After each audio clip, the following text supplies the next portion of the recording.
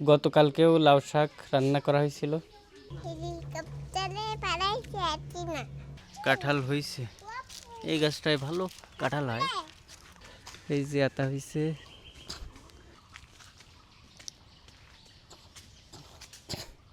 ফাইজা বুড়ি, তুমি কোথায় যাচ্ছ?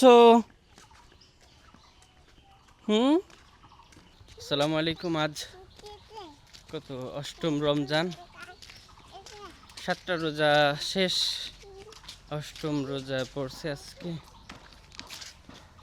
আমার তেমন একটা বাড়ির কাজ কাম হয় না, এখন বেকার বাড়ি বসে থাকি, আর একটা ভিডিও বানাই, এই আর কি। তুমি কি ঢোপাস পড়ে গেলে? ও, আমরা কোন দিকে যাবো? ওখানে শিয়াল দেখতে যাবো? আল্লাহ, শিয়াল আছে ওদিকে।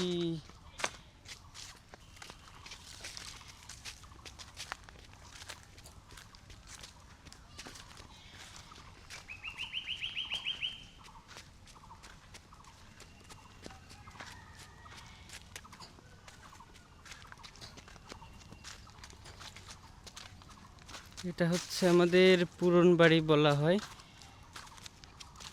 অর্থাৎ এখানে এক সময় বাড়ি ছিল, বাকি এখান থেকে সরে আমরা ওইদিকে চলে গিয়েছিলাম। তো এখানে কয়েকটা গাছ আসে, এখানে বাঁশঝাড় ছিল, বড় বড় বাঁশঝাড়, কিন্তু বাঁশ কাটতে কাটতে বাপ চাচারা খুব ভালো, তো এই জন্য বাঁশ কাটতে কাটতে এখানে বাঁশের ঝাড়ে 2টা ছোট ছোট আজমরা বাঁশ রয়েছে, এই হচ্ছে অবস্থা। আর এই পাশে হচ্ছে আমার দাদু আর দাদির কবর, সামনে ফুফু আর আত্মীয় স্বজন আমাদের যারা আছে তাদের কবর।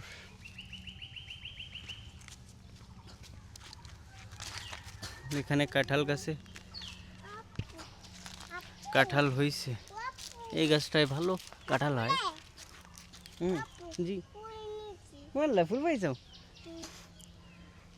এই গাছের কাঁঠালটা অনেক ভালো, সুস্বাদু, খেতে বেশ টেস্টি। সাদা কাঁঠাল, আর বেশি নরমও না আর খুব শক্তও না, এর মাঝামাঝি। আর বিশেষ করে এই গাছটা কাঁঠাল ভালো, আর তার থেকে ভালো হচ্ছে এই পাশের এই গাছটার কাঁঠাল। এই গাছটায় যে কাঁঠাল হয় একের, হালকা লালচে, আর কাঁঠালের স্বাদ কি, লেবু দিয়ে হালকা একটু লবণ দিয়ে খাইতে প্রচণ্ড পরিমাণে ভালো লাগে এই কাঁঠালগুলো। ওই দেখো কাঁঠাল হয়েছে, কে খাবে নে? তুমি খাবা?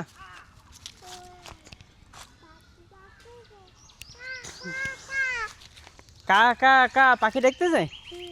ও, কোনে পাখি?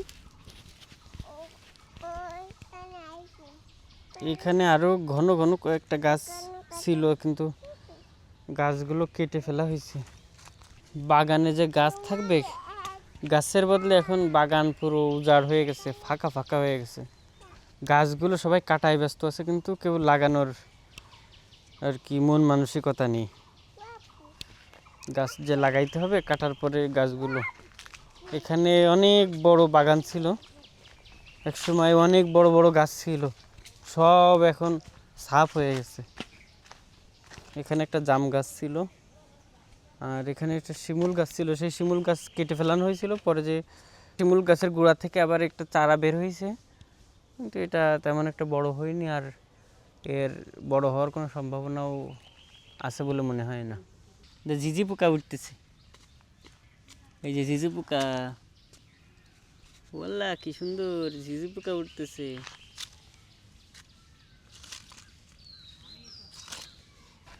অনেক দিন আতা খাওয়া হয় না, একটা আতা গাছ আমাদের এই বাগানে, এই পাশে আর পিছনের একটা বাগান, ওইদিকে ছিল কয়েকটা আতা গাছ ছিল, 5-7টা আতা গাছ আমি দেখছি, কিন্তু এখন এই একটাই মনে হয় আছে, আর ওদিকে কোনো আতা গাছ টাছ নাই, এতেও আতাও দেখতেছি না।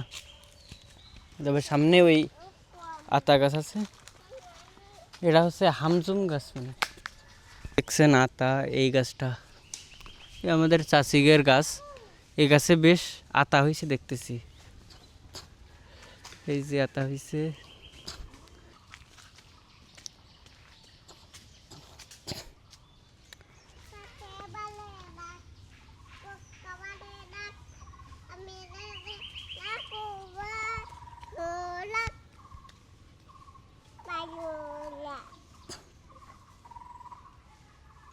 আমার ক্যামেরায় শার্পনেস ভালো আসে কিনা আপনারা কমেন্ট করে জানাবেন। আমি যে বিশেষ কিছু টেকনিক ফলো করে একটু হাই কোয়ালিটির ভিডিও দেওয়ার চেষ্টা করি, তো সেটা আপনাদের ভালো লাগে কিনা, আপনারা ফোন দিয়ে ক্লিয়ার আমার ভিডিও দেখতে পারেন কিনা সেটা কমেন্ট করে জানাবেন অবশ্যই। এই যে এখানে ছিল বেত গাছ, অনেক আগের থেকে আমি দেখতেছি এখানে বেত গাছ, এর পরিচর্যার অভাবে এই গাছগুলো বড় হয়নি বা গাছগুলো বিস্তৃত হয়নি। তবে এখানে রয়েছে, যে অবস্থায় ছিল অনেক আগে থেকেই দেখতেছি। আগে এক সময় এই বেত গাছে দিয়ে আমাদের ডালা, তারপরে ঝুড়ি এগুলো বুনতো, আর অনেক কাজে লাগতো এই বেত গাছ। বর্তমানে আমাদের যে নারকেল গাছগুলো আছে, নারকেল গাছের অবস্থা একদম মানে শোচনীয় পর্যায়ে। কোনো নারকেল গাছে দেখতেছি না যে নারকেল আছে, খাইন আছে নারকেলের। এই পাশে একটা নারকেল দেখতেছি, এই পাশের এই গাছে প্রচুর পরিমাণ নারকেল দেখছি, আমিও নিজে কত পারছি এই গাছে উঠছি। এখন দেখতেছি একটা খাইনও দেখা যাচ্ছে না, একটা নারকেলও দেখা যাচ্ছে না।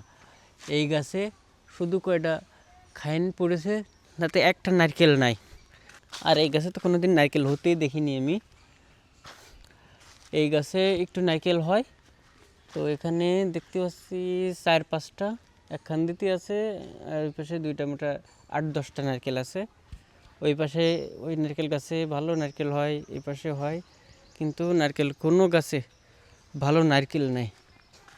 আমাদের বাড়ির পাশে ডান দিকে আর কি পুকুর, তো এই পুকুরে এখন ছোটো চাচা কয়টা মাছ ছাড়ে, অল্প স্বল্প তেলাপিয়া, রুই মাছ, এই সমস্ত মাছ আছে। বিশেষ করে আছে হচ্ছে তেলাপিয়া মাছ। আমার দেখা চোখে এই পুকুর কেটে কখনো পাড় বান্ধা হয়েছে আমার খেয়াল পড়ে না, আমার মনেই পড়ে না যে এর কোনো দিন পাড় বান্ধা হয়েছে। পাড় শিকড়গুলো, নারকেল গাছের শিকড়গুলো সব পুকুরের ভিতরে, পানির মধ্যে, মাটি নাই শিকড়ে। দিন আগে এই 2টা ছাগল কিনা হয়েছে, তো এর চেহারা কিছুটা মাসাল্লাহ ফিরেছে। আগে কীরকম ছিল চেহারা, এখন বেশ ভালো হয়েছে এর চেহারাটা, আর খাইতে পারে মোটামুটি ভালোই খায় এরা। সেদিন দেখছিলেন আমি যে তেল কিনে নিয়ে আসছিলাম, ওই তেল দিয়ে স্প্রে করা হয়েছে। তারপরেও কয়টা লাউ দাঁড়াইছে অনেকগুলো, এখন লাউগুলো বড় হচ্ছে না বলে অভিযোগ। দেখা যাক, এক সপ্তাহ দেখি কেমন বড় হয় কি হয় না। লাউ যদি বড় না হয় তাহলে এর শাক কেটে কেটে খেয়ে ফেলতে হবে। অবশ্য শাক গতকালকেও লাউ শাক রান্না করা হয়েছিল। কিছুদিন আগের ভিডিওতে দেখছিলেন আমি এই গাছের থেকে সজনের ফুল কুড়াচ্ছিলাম, তো এখন সজনো খাওয়ার মতো হয়ে গেছে প্রায়।